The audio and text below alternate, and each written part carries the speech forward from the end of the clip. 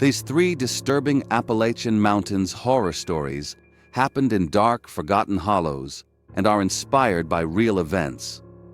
First, 14 people vanish without a trace, leaving their Sunday dinner still warm and a child's terrified note about the man from the bottom.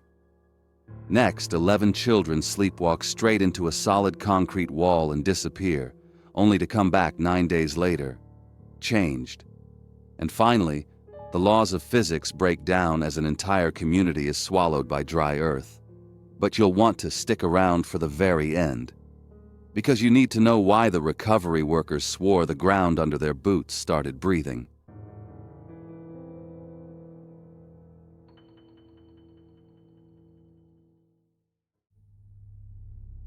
When 14 people gathered for Sunday dinner in an isolated hollow in the Appalachian region of West Virginia, neighbor Mr. Perkins saw lights on and heard laughter at 6:47 p.m.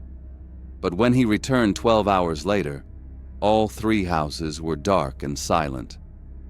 Sheriff Tobin later discovered the dinner table still had warm coffee and half-eaten food, and every single person had vanished without taking coats, keys, or wallets, leaving behind only the diary of Annabelle, with one final terrifying entry. The man from the bottom says we're leaving tonight.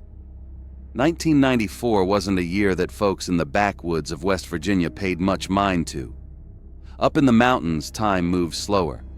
March had just rolled in, and the ground was a mess of thawing mud and slush. Down in a spot the locals knew as the Hollow, things were quiet. It was a cul-de-sac made by nature, a valley with steep sides and only one way in or out. 3 families lived down there, 14 people in total. They were good neighbors, they paid their bills, kept their yards clean, and didn't bother anyone. Mr. Perkins lived about 5 miles up the ridge. He drove a delivery truck, running routes that started before the sun came up and ended after it went down. He was a creature of habit. You could set your watch by his truck passing the mouth of that valley. Every Sunday, he passed by at exactly 6:47 p.m. On this specific Sunday, Perkins rolled by just like always. He looked down into the hollow. It was getting dark, but the Reynolds house was lit up bright. He could hear them from the road. It wasn't just noise. It was the sound of a big family dinner. He heard voices talking over each other and the high-pitched yelling of kids playing. There were 4 children down there, aged 6 to 12, and they were making a racket. It was normal. It was exactly what you expect to see on a Sunday night. Perkins shifted gears, kept his eyes on the asphalt, and drove on home. He didn't know he was the last person to check in on them. Monday morning hit with a gray sky and a chill in the air. Perkins was back in his truck, coffee in the cup holder, heading out for his shift at 7:15 a.m. He came around that same bend, expecting the usual morning sights. Usually you'd see chimney smoke rising up straight in the cold air. You'd hear the engines of their pickups turning over, warming up before the commute. You'd hear the heavy brakes of the school bus working its way down the grade to pick up the kids. He didn't see any of that. He saw nothing. The valley was dead quiet. The 3 houses were dark, no porch lights, no movement in the windows, no smoke. Now, in March, you don't let your wood stove go out unless you're not home. But the cars were all there. The trucks were parked in the driveways. The sedan was under the carport. The only thing moving was the door of a rusty mailbox, squeaking as it swung in the breeze. Perkins pulled his truck onto the shoulder. He sat there, engine idling, just watching. Something in his gut told him this wasn't right. It was too still. He decided to check it out. He put the truck in gear and drove down that single dirt track. The gravel crunching under his tires sounded too loud. He parked and got out. The silence hit him then. No birds, no wind in the pines, just dead air. He walked up to the Reynolds front door and knocked hard. He waited. He knocked again, shouting, "Hello? towards the wood. No answer. He didn't try the handle. He just backed away, got in his truck, and radioed Sheriff Tobin. Sheriff Tobin was an old hand at this. He didn't spook easily, but when he pulled up 20 minutes later, he knew something was wrong. It felt like walking into a factory after a shutdown. The machinery is all there, but the life is gone. He went to the Reynolds house first. The front door was unlocked. He pushed it open and stepped into the hallway, hand resting near his holster. He called out, but his voice just fell flat in the empty house. He walked into the kitchen, and that's where the job stopped being a welfare check. The big oak dining table was set for 14 people. It looked like a snapshot. Plates were full of roast beef, mashed potatoes, and green beans. Some of the food was half-eaten. Forks were resting on the rims of the plates. Napkins were crumpled up next to glasses of iced tea that had sweated rings onto the wood. It didn't look like they were taken by force. There were no overturned chairs, no broken glass, no signs of a fight. It looked like they had just paused.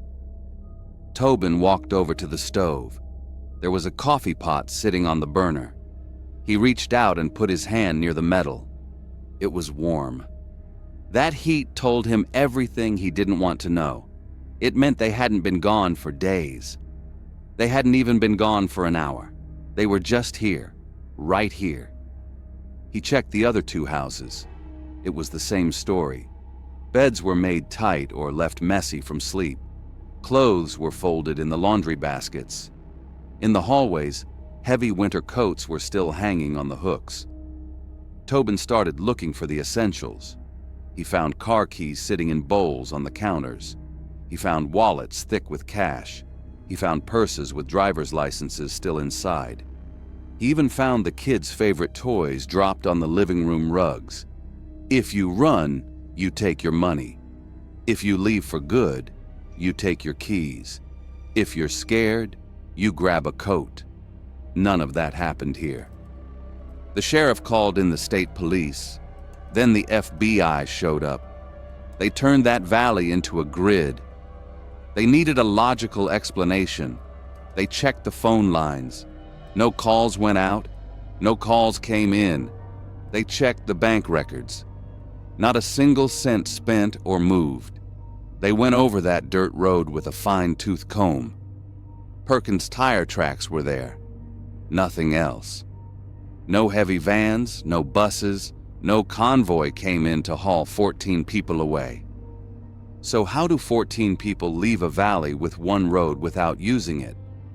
Forensics found the answer in the mud behind the houses. Footprints, 14 sets of them. They were clear in the soft earth. You had big work boots, women's sneakers, and little tennis shoes for the kids. They were organized. This wasn't a panic. They weren't running. The stride was even. They were walking, single file, straight line. They headed right for the tree line at the back of the property, just walking away from their warm houses, their money, and their coats, marching straight into the dense timber. The FBI thought they had a lead. They brought in search dogs, bloodhounds trained to track lost hikers through the worst terrain. These dogs were professionals. The handlers hooked them up, gave them the scent from the clothes in the houses, and started the track. The dogs hit the trail hard. They were pulling on the leashes, noses to the ground, working fast. They followed that line of footprints right up to the edge of the woods. And then, it all fell apart. The footprints just ended. They didn't fade out. They didn't turn around. The last impressions were deep in the mud, right next to each other, and then, nothing. Just smooth, unbroken ground ahead. It looked like they had stepped off a loading dock, but the ground was flat. The dogs reacted instantly. These were animals that would track a bear if you asked them to. But right there, at that spot where the footprints stopped, they quit. They slammed on the brakes. They dug their claws into the dirt and started trembling. They wouldn't bark. They just let out this low, pathetic whine. They crouched down, bellies in the mud, refusing to go an inch further. The handlers tried to force them, pulled on the leads, gave commands. It didn't matter. Those dogs acted like there was a wall right in front of them. They smelled something in those woods that didn't belong. And whatever it was, it scared the fight right out of them. The investigation stalled out. Weeks went by. The world started to forget, because people don't like stories without endings. The hollow sat empty, but the woods gave up one last piece of evidence. A hiker was scouting an old trail about 3 miles deep in the forest, way past where the dogs refused to go. He found a notebook, lying half buried under some wet leaves. It was leather-bound, soaked through, but legible. It belonged to Annabelle Reynolds, the 12-year-old girl. The feds dried it out and read every page. It was mostly standard stuff: chores, homework, complaints about her brothers, just normal kid life, until the very last page. There was no date on it. The handwriting was neat. She wasn't writing in a panic. The pen strokes were steady. It was just a note. It said, "The man from the bottom says we're leaving tonight." That was it. No explanation of who the man was. No explanation of where the bottom was. Just a statement.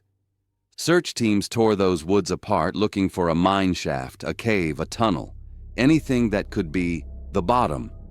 They found dirt and rock. The houses sat there for 8 years until the county finally bulldozed them. They dug up the foundations too, searching for hidden rooms or bunkers. Nothing. Just dirt. To this day, that dirt road is overgrown. The valley is empty. And somewhere in an evidence box, that last line is written down. It makes you think about your own routine. It makes you think about how quiet your street gets at night. You lock your doors to keep people out. But you never stop to think about who might already be inside, watching, waiting to tell you it's time to go to the bottom. 14 people. Warm coffee, and then not a trace.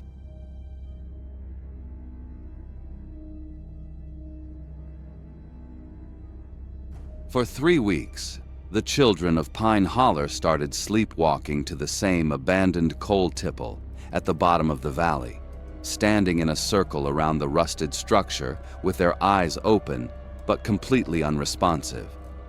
Then, on October 23rd, all 11 children disappeared in one night, and a security camera captured them walking single file into the tipple at 2:32 a.m.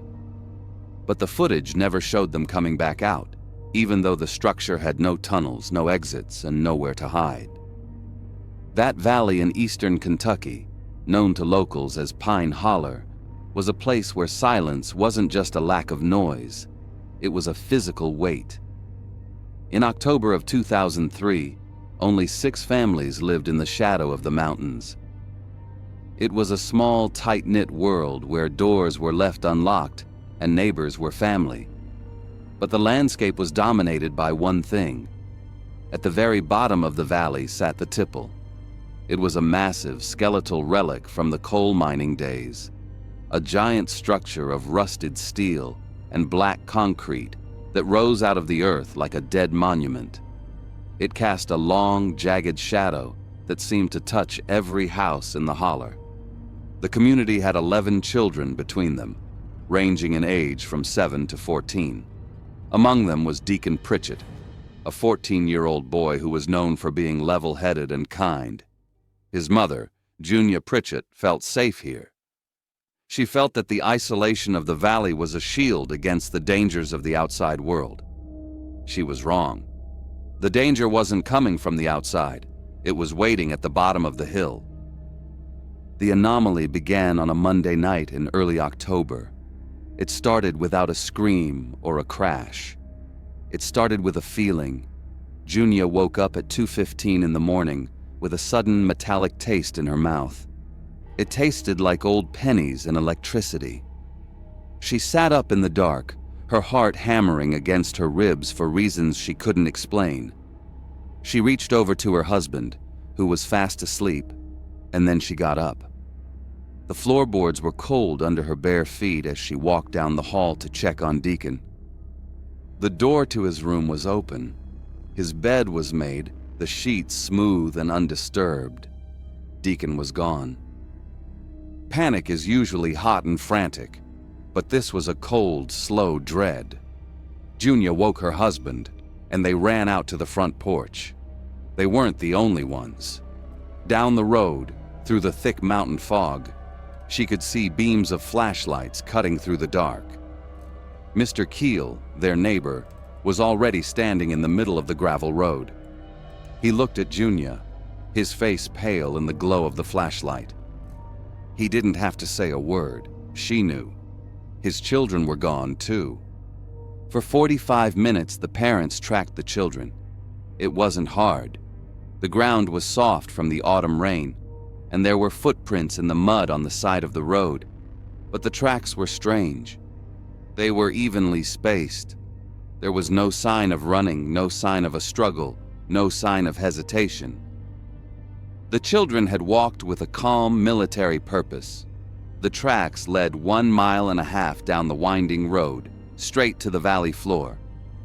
When the parents rounded the final curve, their flashlight beams hit the rusted steel legs of the tipple. And there they were. All 11 children were standing at the base of the massive structure.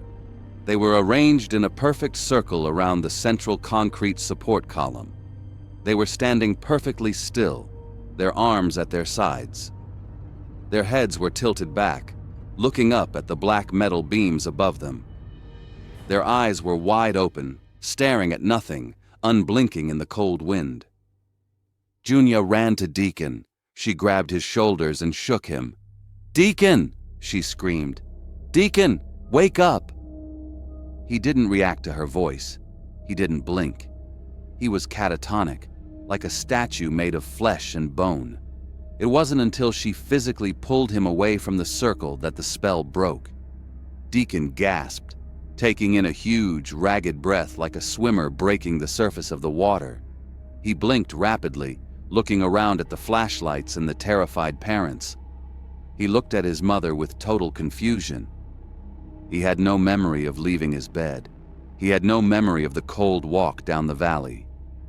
For him, he had just fallen asleep in his room and woken up here, in the shadow of the tipple. This wasn't a one-time event. It became a ritual. Every night, between 2 a.m. and 3 a.m., the parents would wake up to empty beds. Every night, they would make the terrifying trek down the road to pull their children out of that trance.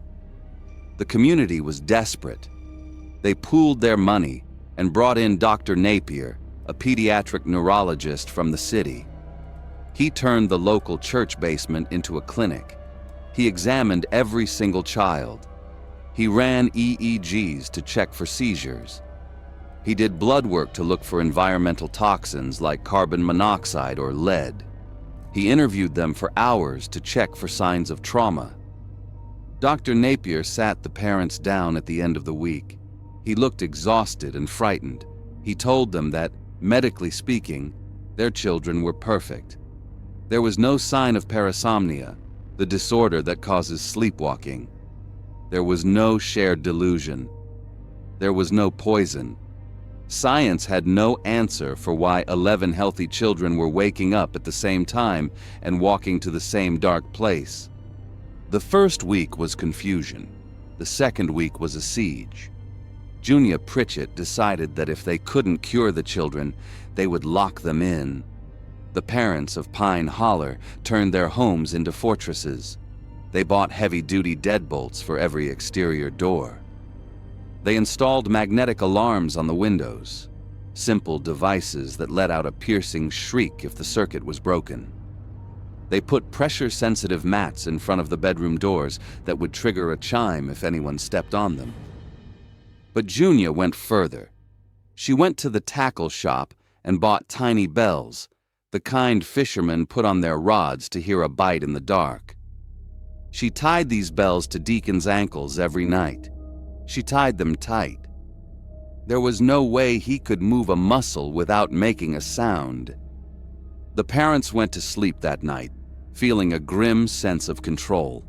They had built a prison of safety. They had physically made it impossible for the children to leave. But every morning, the prison failed. The parents would wake up to silence. No alarms were screaming. No bells were jingling. They would run to the bedrooms and find them empty. The horror wasn't just that the children were escaping, it was how they were escaping. The deadbolts weren't broken, they were slid back. The window alarms hadn't been smashed. They had been carefully switched off. The pressure mats had been stepped over. And the bells were the worst part. Junia found the little silver bells sitting on Deacon's nightstand. The knots she had tied were undone. Not cut, but untied. A sleepwalker cannot pick a lock. A sleepwalker cannot carefully untie a double knot in the dark. A sleepwalker cannot disarm a security system. This was the moment the fear changed. It wasn't a medical condition anymore. It was an intelligent force. It felt like the parents were playing a game of chess against an opponent they couldn't see, and they were losing. The children were being taken by something that understood their defenses and treated them with casual contempt. The parents were helpless. They stopped sleeping. They just sat in their living rooms, clutching coffee cups, waiting for the inevitable failure of their locks. Then came the night of October 23rd. Junia Pritchett fell into an exhausted, fitful sleep around midnight. She woke up at 2:40 a.m. The house was absolutely silent. It was a silence so deep, it felt like the air had been sucked out of the room. There was no wind outside, no creaking of the floorboards, just a dead, heavy stillness. She didn't run this time. She walked to Deacon's room with a feeling of heavy resignation. The door was open, the bed was empty, the window alarm was silent, its little red light blinking to show it was still armed, yet the window was wide open. The bells were on the pillow. She walked out the front door. Down the street, she saw Mr. Keel standing on his porch. He was holding a flashlight, but he wasn't turning it on. He was just staring down into the darkness of the valley. "They're gone," he said softly as she approached. "All of them." The search party formed instantly. The police were called, but the parents didn't wait. They moved as a single mass down the road. They didn't need to track footprints. They knew exactly where the ritual ended. They reached the bottom of the valley, their lights sweeping over the rusted iron and black concrete of the tipple. But the circle was empty. The children were not there. The parents shouted their names, their voices echoing off the metal walls. "Deacon! Sarah! Michael!" But the only answer was the wind whistling through the gaps in the structure. They searched the base of the pillar. There were no footprints leading away into the woods. There was no sign of a struggle. There was only one thing. Neatly stacked at the base of the concrete column was a pile of clothes. It was the children's night clothes, 11 sets of pajamas, folded into perfect squares, sitting in the dirt. The parents fell to their knees. They touched the clothes, still warm, but the children were gone. The police arrived and searched the woods for miles. They brought dogs. They brought helicopters. But there was no trace. The truth wasn't in the woods. The truth was on a small cassette tape in Junia's living room. 2 days before, Junia had installed a motion-activated security camera on a telephone pole overlooking their driveway and the main road. It was the last desperate attempt to see how they were getting out. The police took the tape and played it on a small monitor in the back of their cruiser. The timestamp read 2:32 a.m. The footage was grainy and black and white, but the image was clear enough to stop the heart of every parent watching. The video showed Deacon Pritchett walking down the center of the road. Behind him, single file, were the other 10 children. They were marching with perfect synchronization. Left foot, right foot, left foot. Their faces were illuminated by the infrared light of the camera. They were blank, slack-jawed. Their eyes were wide, staring straight ahead. They didn't look like children anymore. They looked like vessels. The camera followed them as they walked past the driveway and down toward the tipple. The angle of the lens caught the massive structure in the background. It showed the dark, gaping opening at the front of the tipple, the chute where coal used to be loaded onto trains. It was a black void. The children didn't stop. Deacon walked straight into the opening. He vanished into the dark. Then the next child. Then the next. One by one, they marched into the solid blackness of the structure. The police fast-forwarded the tape. They watched the next hour, then the next. They watched 6 hours of continuous footage until the sun came up. No one ever walked back out. The investigation turned to the structure itself. The FBI was called in. They treated the tipple like a crime scene. They believed there had to be a trap door, a hidden mine shaft, a tunnel that smugglers used. Something that could explain where 11 human beings had gone. They brought in ground-penetrating radar. They drilled into the floor. The report came back, and it was terrifying in its finality. The tipple sat on a solid poured concrete foundation that was 10 feet thick. There were no tunnels. There were no shafts. There were no hidden rooms. The structure was a sealed box with one way in and one way out.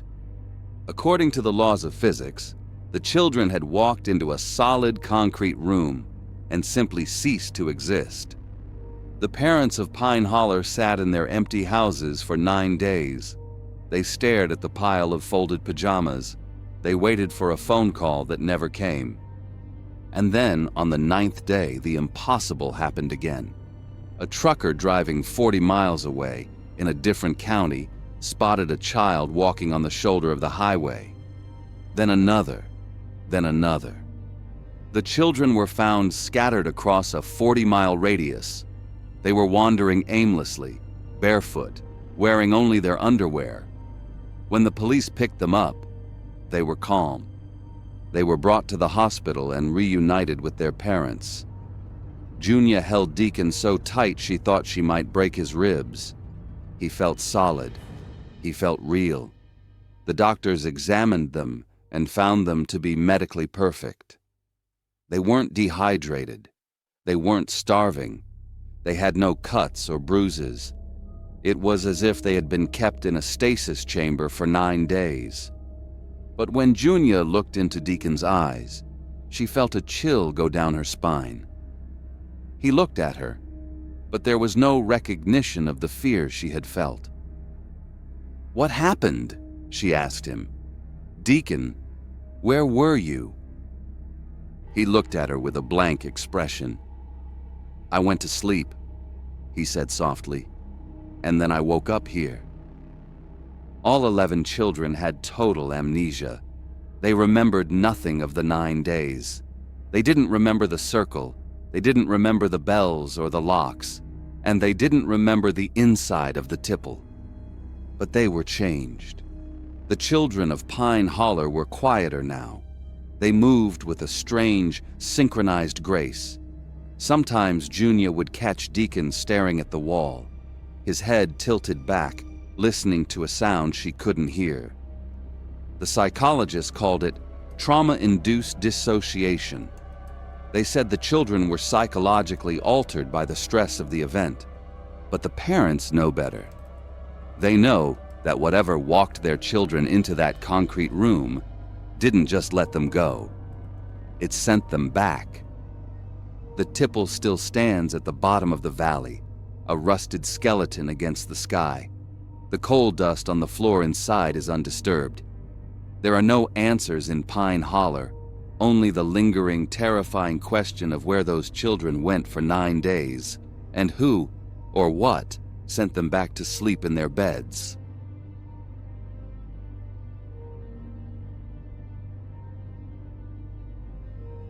Over 2 weeks, the ground in the small North Carolina hollow turned soft and spongy beneath 23 residents' feet. And on June 14th at 4:30 a.m., all 8 houses began sinking simultaneously at 6 inches per hour into earth that had turned to thick mud with no water present. By nightfall, the houses had completely disappeared underground, and when geologists tried to excavate, they hit solid bedrock at just 12 feet. The houses had vanished into a 40-foot void that had somehow sealed itself and no longer existed. Nobody pays much attention to the dirt under their boots until it decides to turn traitor. You rely on gravity, you rely on the sun coming up, and you rely on the ground holding you up. Back in June of 2008, in a forgotten corner of northeastern North Carolina, those rules just stopped applying. This place wasn't on the way to anywhere. It was a destination for people who wanted to be left alone. You had to drive past the paved roads, past the gravel, down into a dip in the valley floor where the wind stayed low and the noise of the highway couldn't reach you. It was a green, lush pocket of the world. 8 houses sat there in a loose circle, tucked in against the tree line. Life there had a rhythm.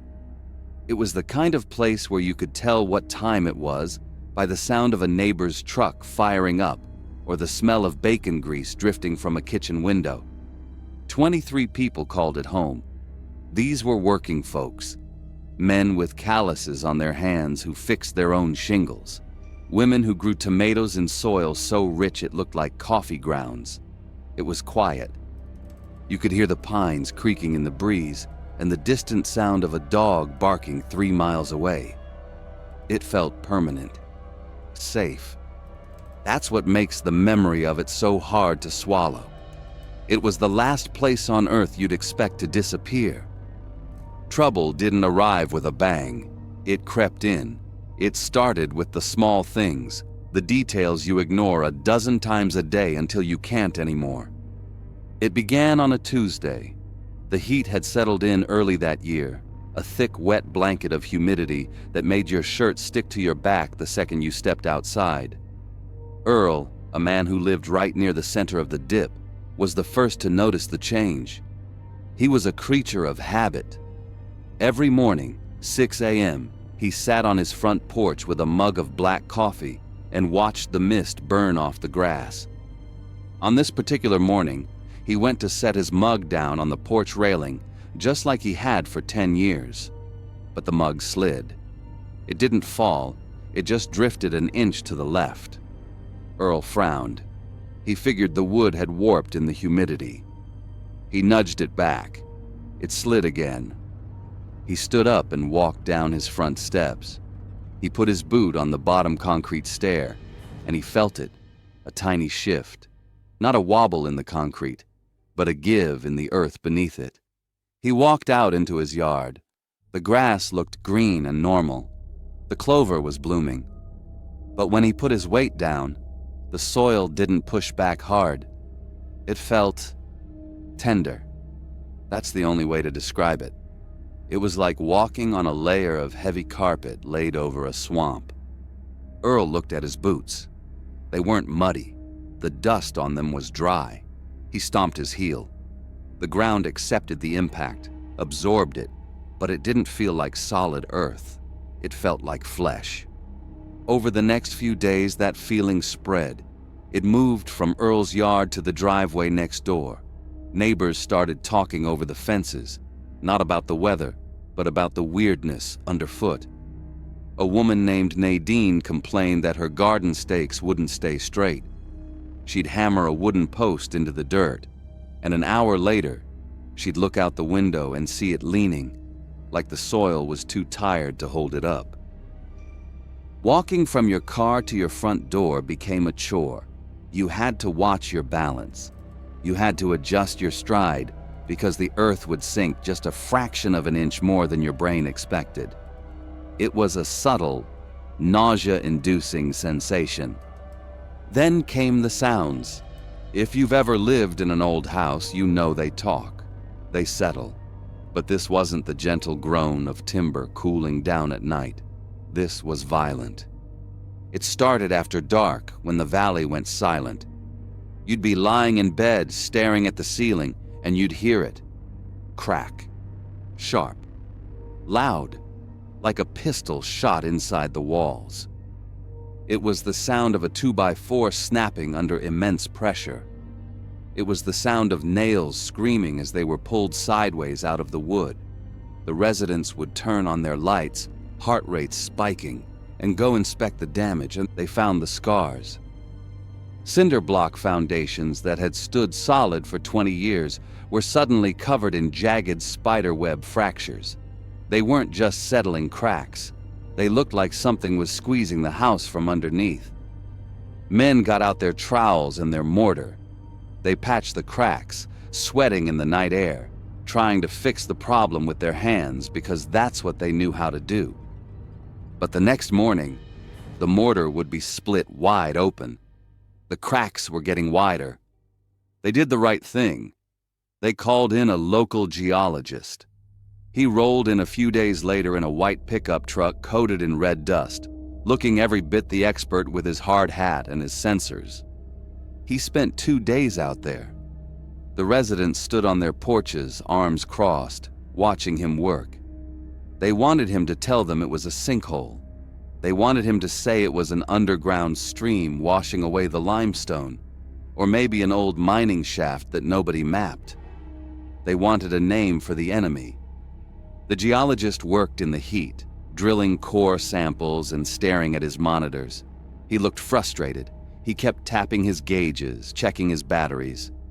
On the second afternoon, he gathered everyone around. He looked confused. He wiped the grit off his forehead and told them the news. "There's no water," he said. "It's bone dry down there. No mines, no sinkholes." He held up a handful of dirt. "This soil composition hasn't changed. The rock density is normal. Structurally, everything checks out." He told them it was a quirk, a rare anomaly. He told them they were safe. He packed up his truck, signed off on the paperwork, and drove away, leaving 23 people standing on ground that felt like a damp mattress. He was dead wrong. June 14th, 4:30 in the morning. The valley was quiet. The birds hadn't started singing yet. Earl was asleep in his bed. He didn't wake up to a noise. He woke up because gravity changed. There was no explosion. Just a sickening greased lurch as his entire world tilted. His house, a solid structure weighing tons, pitched 15 degrees to the south. Earl was thrown out of his bed, hitting the wall with a thud that knocked the wind out of him. He scrambled up, his heart hammering against his ribs, trying to find his footing on a floor that was now a steep ramp sliding toward the center of the valley. He kicked his bedroom door open and fought his way outside. The air was filled with shouting, panic. It wasn't just him. All 8 houses were moving. It was an impossible sight. They weren't collapsing. They weren't tipping over. They were sinking straight down, upright and level, like elevators descending into a basement that shouldn't exist. The 23 residents scrambled out in their pajamas, grabbing kids, grabbing dogs, running for the rim of the hollow. The ground they ran on had changed again. That spongy feeling was gone. Now it was mud. Thick, heavy, viscous mud that grabbed at their ankles and tried to hold them there. But here is the detail that makes your skin crawl. It was dry. There was no water. It moved like quicksand. It churned like sludge, but it was dry as dust. They made it to the high ground and turned back to watch. If the houses had just dropped instantly, maybe it would have been easier to process. A sudden disaster is a tragedy. This was torture. The sinking was methodical. One of the first responders looked at his watch and clocked it. The houses were going down at a steady rate of 6 inches per hour. Think about that speed. It's slow enough that you can watch every second of it. You can watch the flower pots on the front steps get swallowed. You can watch the welcome mat disappear. You can watch the bottom row of siding slip under the surface, then the next row, then the next. The sound was horrific.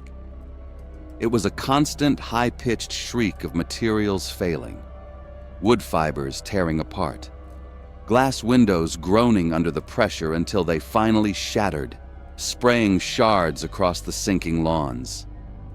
By 11 a.m., the sun was high overhead. The heat was rising, shimmering off the metal roofs that were now sitting at ground level. Earl watched his front door vanish.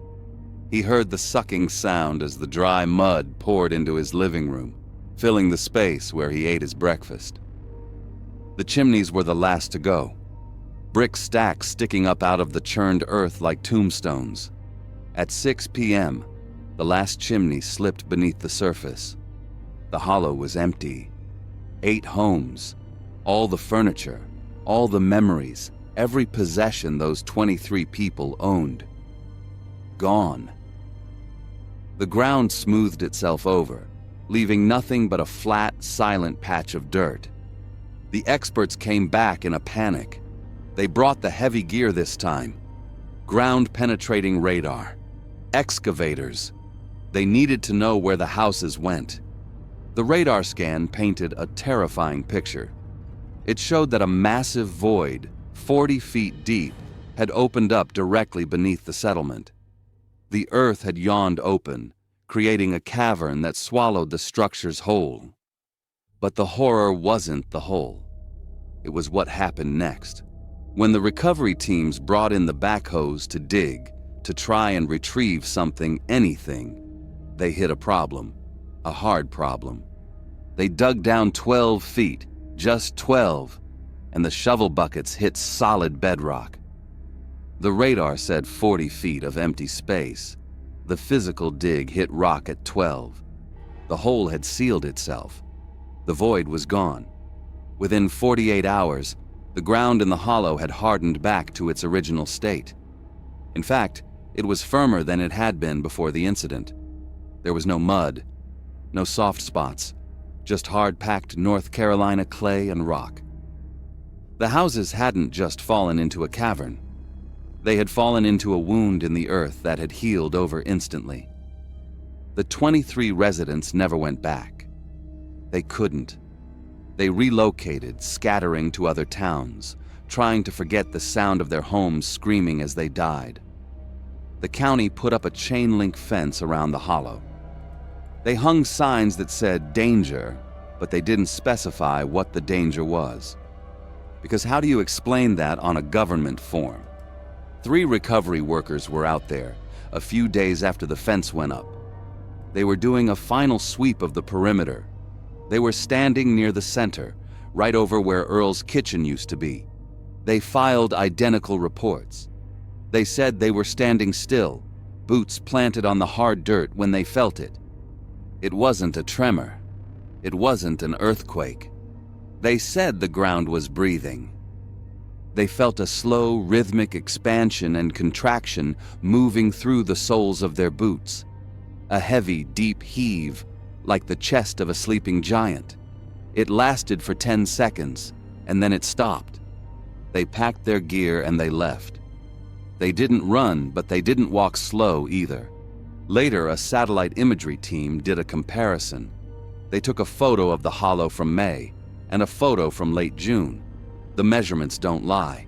The entire valley floor, the whole basin where those people lived, is now 8 feet lower than it was before the event.